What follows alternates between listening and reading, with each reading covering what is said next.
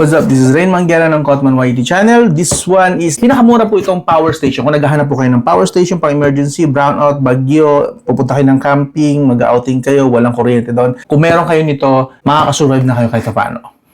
Kahit paano. Yes, you know why? Kasi nasa 3,000 plus lang po ito. Yes, hindi siya kagaya ng mga nauna nating power station na 15,000, 20,000, and even 30,000. Actually, pinakamahal ko na furniture dito is from, I believe, EcoFlow na worth 70 to 80,000.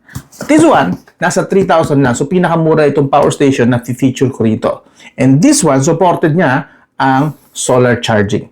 Yes, so that means, pagka bumili kayo nito, while magagamit nyo na siya, gamit yung normal na outlet, kung gusto nyo siyang dalhin talaga sa labas, gamitin nyo sa bukid or mag-outing kayo, mag-camping, bilhin nyo na rin yung kanyang solar panel. Yes, binibenta po ito ng hiwalay. So, ibang story po yun. But, I will show you now, ito pa lang mismo, kasi in case lang na for emergency purposes lang, is pwede na ito as is. Okay? So, nakikita nyo naman sa picture, support niya electric fan, laptop, ilaw, tablet, cellphones, yung mga basic. Kasi ito po ay hanggang 100 watts lang na pinaka-supported niyang capacity. 100 watts. Konting feature lang tayo sa kanyang specs. Kaya picturean nyo na lang. Mamaya pag-usapan natin yan. But basically, makikita nyo dyan, ang pinaka-full capacity niya is 155 watt-hour. That's 42,000 mAh na battery. Cinewave na po ito output. Yes, 100 watts modified Cinewave output. Sa solar panel, supported po niya ang 13 volts to 22 volts and up to 2.1 amp max na charging sa solar. Okay? Now, ang bigat niya is around 1.65 kilograms lang. That means,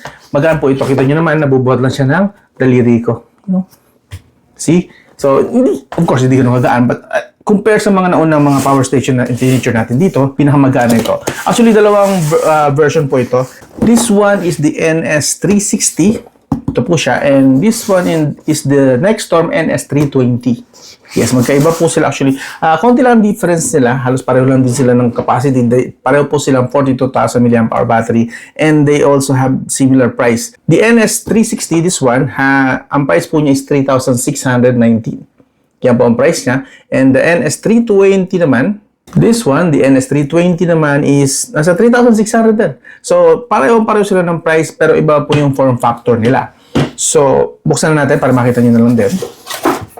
Tayo mo natin itong NS320. Tumunta sa 360. You know. So, ito po ang kasama. Check na natin ito para hindi natin mamaya babalikan. May kasama na po siyang, of course, power cable, car adapter, para in case na i-charge nyo sa kotse, pwede nyo rin pala siyang i-charge sa kotse. Hindi lang solar, hindi lang sa outlet. Sa kotse din, kung babiyahe kayo, papunta kayo doon, hindi nakakalimutan nyo i-charge, isaksak nyo na lang sa kotse nyo, yan, ma-charge nyo rin siya. And the unit, ganito lang kaliit. Yes, ganito lang kaliit. Naglalaro lang po ang bigat niya sa 1.5 kilo, in kilograms. So, yan, pakita ko na lang din sa inyo. So, kung may motor kayo, ganito lang siya kalito. Yes! That's, lapad siya ng tablet ko. Actually, mas matangkad pa nga yung tablet ko kung titingnan nyo. Tablet po ito. This tablet is 8.8 inch. Kung nilang kamali, basta around 8 inch. So, mas malaki pa or mas malapad pa yung tablet ko. Of course, sa kapal, magkaiba. Iba na sila dyan sa partner. Pero, ganito lang po siya This small is a power station. Of course, 42,000 mAh lang. Just to remind you, 42,000 mAh na capacity lang ito at up to 100 watts na appliances lang pwede nyo isaksak. That's electric fan, maliit na TV, around 20 inches, a few lights, possible, pasok. Yung video kayo nyo sa outing na laging low bat, pwede nyo isaksak dito, pwede nyo i-charge. Ganito lang kalit siya. And as you can see, dito pa makita natin yung logo. And we have battery check, AC output, full charge mo siya, mukhang full charge. So, ito nga po pala ang difference ng dalawa. This one, ito lang po ang indicator na charging niya capacity. So, yan lang po makikita natin, bars. While the NS320, I believe, has LCD display. Pero papakita ko sa inyo mamaya ng konting tour lang tayo dito. Meron tayong ilaw dito, which is parang flashlight na rin yata, if I'm not mistaken. I wonder kung paano bubuksan to, pero mamaya, ito siguro. Oh, yun. So, yeah. Pwede na, pang emergency lang na ilaw, but I don't think it's the brightest na available. Let's see kung patayin natin to. Okay. Pang flashlight lang talaga na maliit. Pero that's usable na at least kapag gagamitin nyo. Again, pag nagka-camping kayo, madilim, pwede na rin ito kahit paano. DC input, so that means dito i-charge. Sa likod, meron tayong isang outlet lang. Isang appliance lang pwede nyo isaksak dito, but if you have an extension, pwede nyo pong gamitan ito ng extension, provided na alam nyo na yung isasaksak nyo hindi lalagpas ng 100 watts. Like, ang electric fan, usually, yung maliit, is nasa 30 to 60 watts. So, doon pala malakas na, no? Pero, gamitin nyo lang siguro yung declip na fan. That's around 30 watts lang yata, if I'm not mistaken. 30 watts lang yun umiikot, 25 to 30 watts. Then, ilaw, siguro 12 watts to 20 watts. Pwede na yun. Dalawa nun, iikot na kayo ng around 60 to 70 watts. Pwede na, di ba? Kung gusto nyo dalawang ilaw, yun, maabot na yun, siguro mga 100 watts. Pero mamaya, tetest natin yan. So, yan po ang features niya. Sa baba, wala naman nakalagay dito except sa mga counting specifications. Screenshot nyo na lang kung interesado kayo. And yun na, hawakan niya. Again, this is the Nextorm NS360. Now, try naman natin silipin yung NS320. Yung difference nila, since pareho lang naman sila ng price tag. Form factor lang and some features naman ang available dito. I believe nga lang, ito is parang emergency light lang ang dating, no? Anyway, check natin itong isa. Check na rin natin yung laman ng box para din natin babalikan mamaya. The same, meron din siyang adapter for, I believe, pang solar charging ito or something. Mamaya malalaman siguro in the future. Check ko na lang din yung manual, car charging adapter, and yung pinaka-charger niya talaga sa outlet.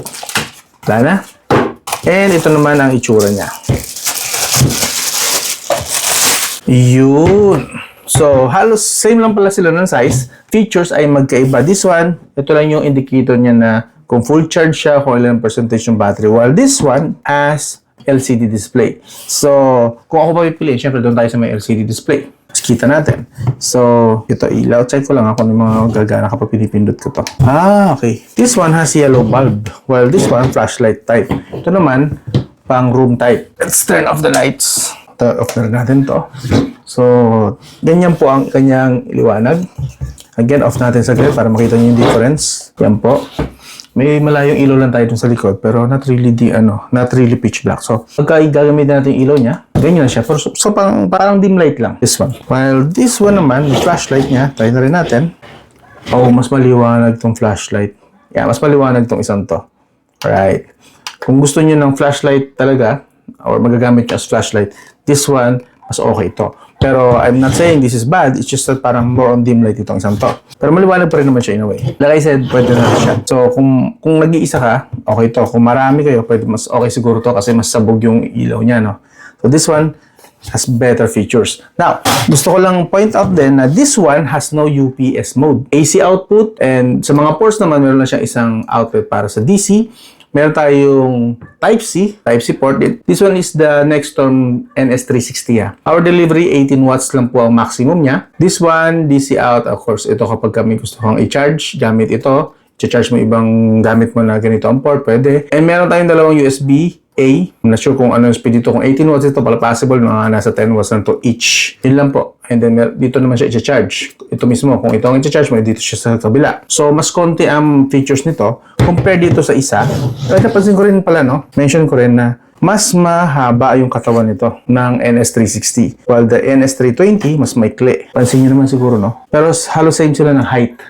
Pero mas malaki ang katawan nito, if I'm not mistaken. Mas malaki nga, no? Pero again, this one has more features. Meron po siyang UPS mode. Yes, UPS mode para sa mga PC nyo or laptop or anything na emergency. I believe, kung tama pagkakatanda ko, ang UPS means uninterrupted power supply or power system. Tama ba? Correct me if I'm wrong na lang. Basta uninterrupted ang ibig sabihin ng yun na yun eh.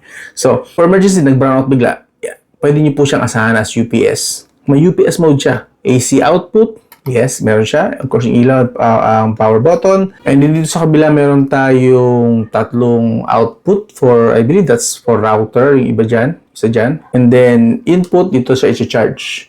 Dalawang USB Type-A. Ang nawala naman dito is USB Type-C. Wala siyang USB Type-C. Type-A lang. So kung mag-charge kayo Type-C to Type-C, wala siya nun. Pero usually naman, Type-C to Type-A ang mga chargers. So pwede kayo mag-charge dito. Pero I believe, mga around 5 to 10 watts siguro lang ito. Test natin yan. And what else? Ito naman yung specifications niya. Screenshot nyo na lang kung gusto nyo basahin. Or interesado kayo. Yan. Again, this is the NS320. Nextorm NS320. So try na natin. Okay? Since mukha namang fully charged siya, again, out of the box charge pa lang ito. So try ko lang sa ilaw kung kano siya DC AC, ayan. Kung gagamitin niyo po siya pala, isasaksak niyo gamit ito, kiklik yung AC. So that means hindi pala siya pwedeng gamitin ng sabay na AC and DC.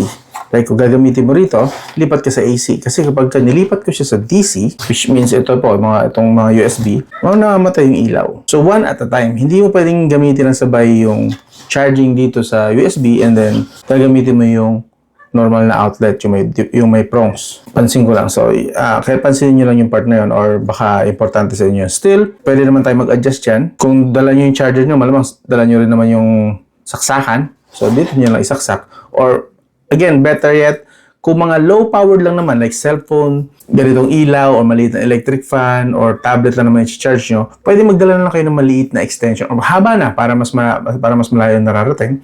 Extension, dala na kayo ng extension, saksak nyo rito, dun sa extension nyo na lang, isaksak yung mga low-powered na mga gamit nyo. Accessories, appliances, mga electric fan na gano'n. Again, low-powered lang kasi hanggang 100 watts lang ito. Emphasize ko lang hindi nyo pwede itong saksakan ng rice cooker. No! Hindi nyo pwede saksakan ito ng e-bike. I believe kasi mga nasa 200 watts ang e-bike. Big no na agad. Hindi nyo pwede saksakan ito ng gaming PC. 200 watts na agad yun, pataas. So, nope.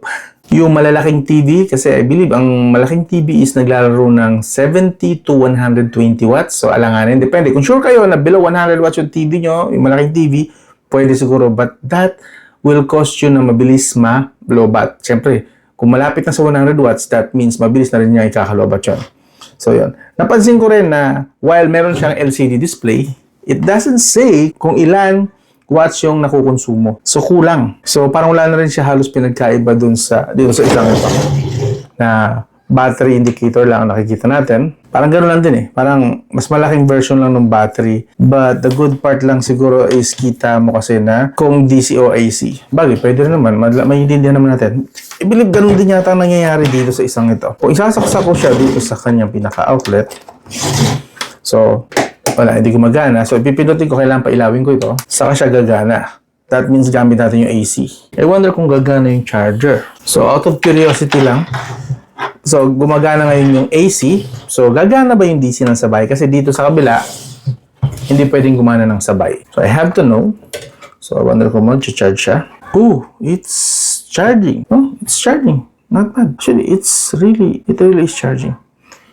Yeah, it's charging. While ginagamit natin yung AC. So, dito, pwede sabay ang AC and DC. While dito sa kabila, hindi pwede sabay ang AC-DC.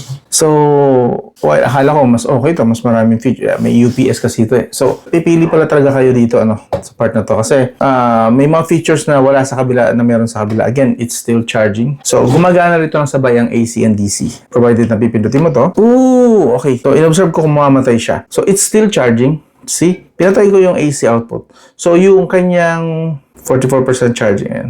Charging. Slow charger to kasi di na lumalabas yung turbo charging. So, that means yung DC charging niya or the USB charging, always on. Hindi kailangan ng switch. Di gaya dito sa NS360, kailangan ng switch. Dito, hindi kailangan ng switch nung DC. Pero yung AC, kailangan ng switch para mag-on yung ilaw. Okay? So, kailangan umilaw ito. So, overall, I believe pala mas maganda itong isang to. Kung, again, gagamitin mo siya for camping or so, kasi mas sabay mo magagamit siya yung pinaka juice niya, yung may naka-battery charge niya. Sabay mo na magagamit. DC, again, DC, always on. Yung AC lang kailangan mong i-on off switch. Good. Wala nga lang siyang, which ito yung lamang ng isa, wala siyang UPS mode. At dalawa po yung kanyang AC port. Ito, dalawa. So, mas convenient nga naman yung dalawa compared dito sa isa lang.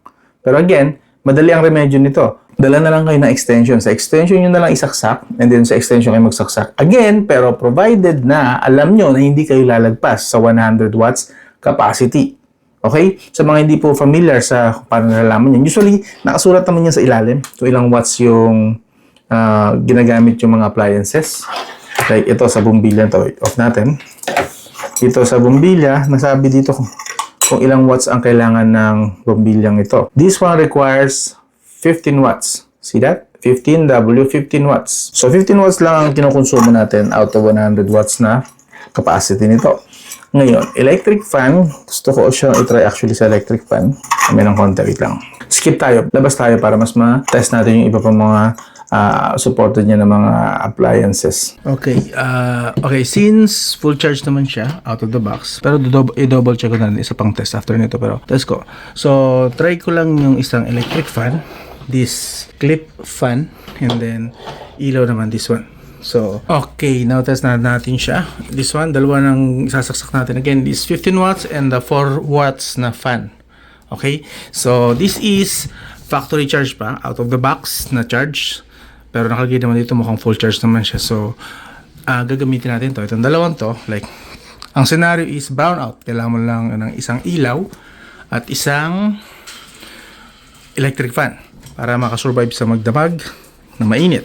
So ito yung magiging scenario niya. Kung gaano katagal bago niya maubos ito. Again, this is a 4 watts lang na fan. Tatestin natin sa pangalawang test yung normal na fan na malaki. Malaki ang na LEC at malaki ang motor. Ibang scenario yan. Pero ito muna. Kung meron kayong ganito, ito po magiging life niya. So iwan ko muna siya, balikan ko. Nag-start tayo ng 6:18. Okay, we started at 6:18. Gaano kabilis niya maubos ang 100 watts o 42,000 mAh na capacity. Okay? Again, ang scenario is what if brownout at kailangan mo ng kuryente lang muna for electric fan and 15 watts na bombilya.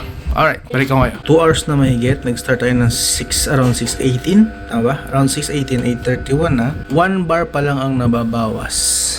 Again, the 4 watts fan and the I'm not really sure kung 4 watts talaga siya, pero yun lang kasi nagre-register sa yung wattage meter ko at voltage meter. So 4 watts and then 15 watts na bulb. 1 bar lang po ang nabawas. 1 bar. Anyway, balikan ko kayo. Okay, time check 10:36. So more than 4.5 hours. 10:36, 6:18 tayo nag-start, tama ba? Basta around that 4 hours mahigit, 4.5 hours. And finally, nag-1 bar na siya. Pero still, work pa rin siya. So, tansya ko, mga around 5 hours mahigit dyan bago totally but again, this is around 20 watts combined na power consumption. So, mga around 5 hours mahigit. So, 100 watts, 42,000 mAh na power station. Tansya-tansya lang. Siyempre, ina-estimate lang natin. But, given na ang pinakamalakas na naman dito kumonsumo sa dalawa is this, the 15 watts bulb na RGB pa yan. RGB kasi pwede pa din palitan ng kulay. As you can see, ng kulay. Yep. So, like I said, we have 4.5 hours. Okay, balikan ko kayo pag totally na empty na siya. Okay, so yung kamamatay niya lang like 5 seconds ago pagkapatay ng electric fan, in-open ko na agad tong camera. So, finally, ang oras ay 11:04. So, yeah, mga lang pala, mga around 5 hours lang. Hindi, kulang 5 hours. Kasi 6:18 eh. So, sabihin natin 4.5 hours lang talaga mahigit. 11:04 and nalobat na siya using 20 watts total na. Try natin i-open kung meron pa siyang ibubuga. Ayan, blinking na lang. Ngayon, try ko naman siyang i-charge and then itatest ko naman siya sa normal na electric fan. Not this electric fan, yung desk fan, yung malaki, yung typical na nakikita natin electric fan. Doon ko naman siya ito-try. Just for comparison. Siyempre, sobrang hina ng wattage na requirement ito. Kaya medyo hindi bagay para sa lahat. Pero I would recommend na ito pala bilhin nyo na electric fan. Malakas naman ng hangin eh. And napakahina lang ng wattage na kailangan. Solid pa rin ganito. But anyway, charge ko muna. Alamin ko kung ilang oras bago mag full charge from almost empty to 100%. Okay, balikan ko kayo. This time, try naman natin itong malaking electric fan. This one is 60 watts and then we have the 15 watts. So, electric fan na malaki at ilaw. Para sa mga gustong curious malaman, full charge na natin. By the way, around 4 hours siya bago na full charge. So, hindi pala siya 7 to 8 hours. 4 hours na full charge na siya. But anyway, test ko pa rin after malobat ito. So, again, 60 watts plus 15 watts. So, meron tayong 75 watts. Ayan. And, bukas na yung ilaw. 1. So, as you can see, saksak po yan. 2. So, nag-start tayo. Currently, nag-start tayo ng 117. Okay, 117. Ilaw again, 60 and 15 watts. So, 75 watts po yung kinukonsumo natin ngayon. Gaano katagal sa 75 watts ang isang Nexstorm na power station na maliit. Okay? Anyway, balikan ko kayo. So, ayun, namatay na. Narinig ko ngayon lang. 3:40, nag-start tayo ng 11 yata, something like, or 1:16, something like that. So, 2 hours lang. 2 hours lang nagtagal itong si, buksan natin, meron pang konti. Pero anyway, ayaw na niyang umandar. Kahit na buksan natin to. Wala na. So, that's 2 hours. Sakto. Ang konsumo ay 60 watts and 15 watts. That's 75 watts total. 2 hours lang. So, wouldn't recommend na ito gamitin yung electric fan. Use the clip 1 yung una natin tinest. Alright, lipat naman tayo sa ibang test. Okay, test ko lang siguro saglit to. Gusto ko rin malaman. This is a 55-inch na TV. And ang konsumo niya, kung di ako nagkakamali, is around 65 to 70 watts. So, pwede natin i-open. Yan, sinasaktan natin actually. On. Lipat natin sa AC. And let's see. Alam ko kaya niya to. Imposible hindi. 100 watts naman ang ano nito. Ang maximum niya na capacity, na reported na capacity. So, yeah. Alright. So, kayang-kaya po niya. Now, the question is, ilang oras? Curious din ba kayo? So, test na rin natin. This is, again, a 65 to 70 watts na 55-inch na TV. We started at 6:40 PM. So, try lang natin. Again, this is full charge. Bagong charge lang ulit. So, na-confirm ko na siya around 5 hours po bago siya ma-full charge. 5 hours po. Through outlet. Wala tayong solar, so hindi natin mako-confirm kung ilang oras yung sa solar, but through outlet lang, yung sa wall outlet, 5 hours naglalaro doon. Anyway, again, 6:40 tayo nag-start, and manonood muna ako din. Let's see kung ilang oras bago siya ganun lang, ma-empty or hindi niya na kaya. We'll just see and find out. So, I observed na namamatay yung TV kapag nagpe-play ako ng hard disk, external drive through here. Umaabot pala siya ng 120 watts. And ang limit lang natin, 'di ba, is 100 watts. So, recommended if you're using ganito kalaki na TV, and of course, lalagpas siya ng 100 watts consumption. So, wala yan. Malaki. Wala akong mas maliit na TV. So yun lang, observation ko lang yan. Napansin ko din medyo umiinit siya. Maabot siya ng 44 kanina. Yan, 44. Dahil pinilit ko na kayanin niya yung 120 watts na capacity. So, umiinit siya. Make sure na check-in nyo lagi yung mga sticker ng appliances nyo. Like, this one is 15 watts. Can always check yung wattage capacity, yung mga sticker na nakakabit. But anyway, that's it. Kung interesado kayo, this is available sa Shopee and Lazada. Okay? And nasa 3,600 lang siya. Best ito for scenarios lang na ilaw, clip fan, pang-charge ng laptop, and pang-charge na mga smartphone, tablet, yung mga ganun lang. Basta hindi lalagpas ng 100 watts. Best scenario ito. So, okay to. Actually, dahil nga magaan din siya at maliit, hindi naman totally magaan. Pero may kabigatan din ng kahit pa paano. 1 kilo kalahati, kung tama ang memory ko. Kasyang-kasya to sa mga motor nyo pati. Sa top box or sa ilalim ng upuan, pwede rin ito. So, yun. Again, available siya both Lazada and Shopee. Iwan ko yung link sa video description or ipipin ko sa comment section if you are interested. So, doon lang. This is Scottman. This is the Nexstorm NS360 and NS320. Yung isa gamit na doon sa kusina kasi ngayon ginagamit to siya. So yeah, okay siya kasi daw ang tagal malobat. 2 days na siya actually ginagamit for e-fan na clip fan, hindi siya agad nalolobat. Pag e-fan lang, hindi mo sinaksakan ng iba. Gamit siya doon. So best for camping din. Basta dala nyo lang yung clip fan. Best combination niya. Clip fan and then low wattage siguro na bumbilya. Goods na. This one is the NS320. So the NS360, yun po yung pwede pagsabayin ang USB and yung AC. So, kung mag-charge kayo ng power bank, then mag-electric fan kayo, pwede. Yung isa, okay? So, hanggang doon lang again. I'll talk to you again soon.